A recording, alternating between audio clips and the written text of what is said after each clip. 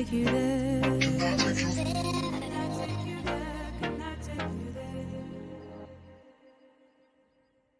Halo semuanya, apa kabar? Aku harap semuanya baik-baik dan sehat selalu ya. Yang pertama, tak kenal maka tak sayang. Perkenalkan dulu, nama aku Danti Agustasari. Kali ini aku akan membahas salah satu topik mengenai bisnis internasional. Nah teman-teman, kayaknya di masa pandemi ini hampir semua pekerjaan kita lakukan secara online ya. Mau itu belajar, belanja, dan sosialisasi kita lakukan secara online. Kira-kira nih siapa teman-teman di sini yang hobi banget buat belanja online? Coba dong komen di bawah, karena aku pengen tahu nih seberapa banyak sih orang yang suka belanja online. Nah, dari itu kalian pernah gak sih kalau misalnya pada waktu belanja online nih terus menemukan kayak seller dari luar negeri? Nah, itu tuh adalah salah satu bentuk dari bisnis internasional guys. Oke, jadi topik pembahasan kali ini yang pertama akan aku bahas mengenai perdagangan internasional terlebih dahulu, dilanjutkan ekonomi internasional, dan juga yang terakhir bisnis internasional. Pertama, perdagangan internasional.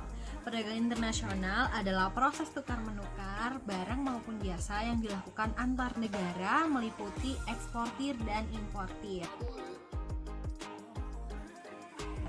Nah, untuk faktor penyebab terjadinya perdagangan internasional, yang pertama ada keanekaragaman kondisi produksi, yang kedua ada untuk menghemat biaya produksi, yang ketiga yaitu adanya perbedaan selera pada pasar, yang keempat adanya perluasan pasar, dan yang kelima yaitu untuk memanfaatkan adanya spesialisasi. Nah, secara singkatnya nih, perdagangan internasional itu juga memiliki dampak positif dan dampak negatifnya.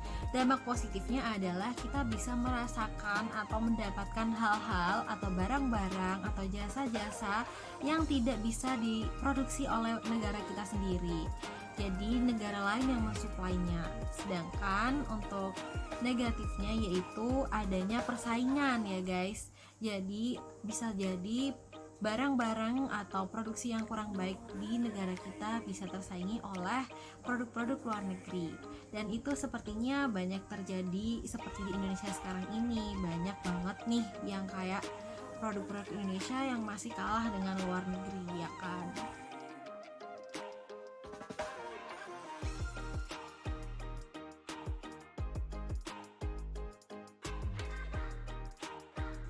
Nah, dampak negatif dari perdagangan internasional sebenarnya bisa kita tanggulangi dengan cara kita harus berani bersaing dengan negara-negara yang menjadi importir di negara kita.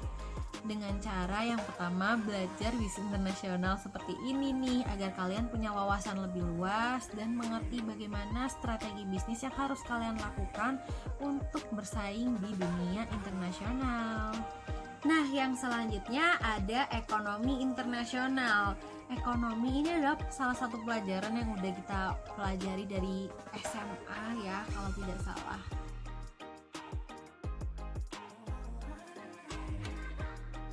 Nah, tapi kali ini kita akan membahas ekonomi internasional, yaitu ekonomi internasional adalah mempelajari, menganalisis transaksi dan permasalahan ekonomi termasuk import dan ekspor atau yang kita bahas tadi, perdagangan internasional, keuangan atau moneter, serta organisasi ekonomi dan kerjasama antar negara, bisa dalam bentuk swasta maupun pemerintah.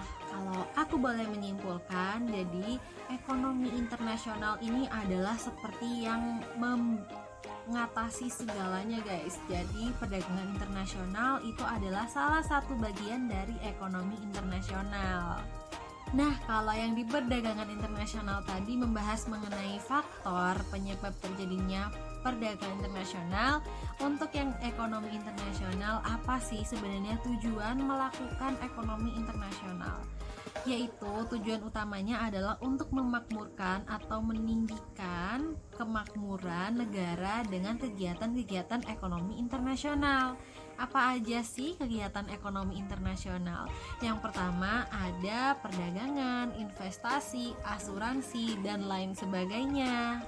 Nah, kira-kira dari dua pembahasan ini, Perdagangan internasional dan ekonomi internasional, kira-kira teman-teman udah paham belum apa sih perbedaannya? Jadi kalau misalnya boleh aku tarik kesimpulan secara garis besar, yang pertama, perdagangan internasional itu cakupannya itu lebih kecil mengenai impor dan ekspor aja. Sedangkan kalau ekonomi internasional itu tuh cakupannya lebih luas. Dia membahas tentang keuangan, termasuk perdagangan juga, dan juga moneter dan menjaga kerjasama antar negara. Begitu ya guys.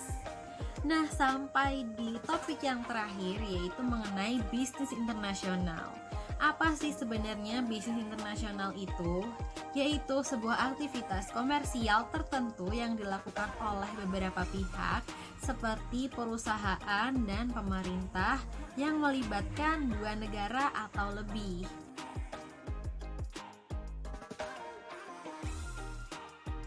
Nah, yang biasa melakukan kegiatan ini adalah contohnya perusahaan pemerintah seperti BUMN dan kemudian perusahaan swasta atau kombinasi antara keduanya, guys.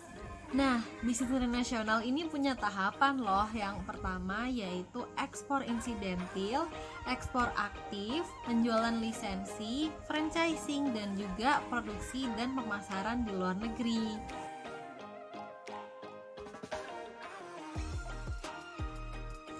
Nah, biar lebih jelas akan aku jelaskan satu persatu mengenai tahapan-tahapan bisnis internasional ini.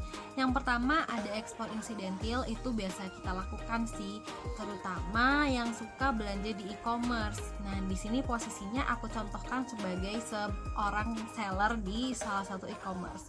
Misalnya nih, saya di Indonesia memiliki toko, kemudian dari Malaysia ada pembeli yang ingin membeli produk saya.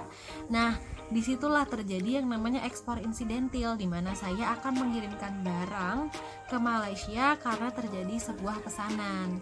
Nah, kemudian kalau misalnya hal itu dilakukan terus-menerus akan menjadi tahap yang kedua, yaitu ekspor aktif, karena kita melakukannya udah menjadi rutinitas. Hampir setiap hari, mungkin setiap jangka waktu tertentu kita melakukan yang namanya ekspor. Kemudian ada penjualan lisensi.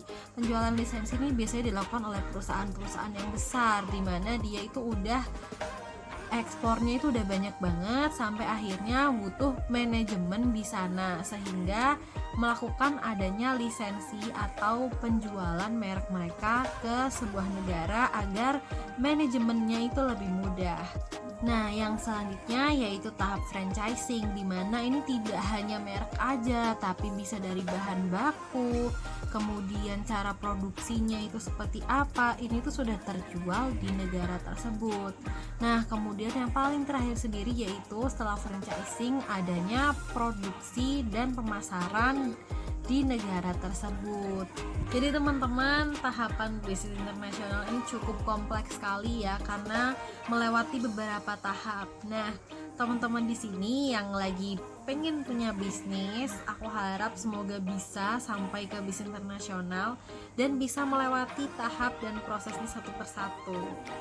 Wah, akhirnya selesai juga untuk penjelasannya yang cukup panjang ini.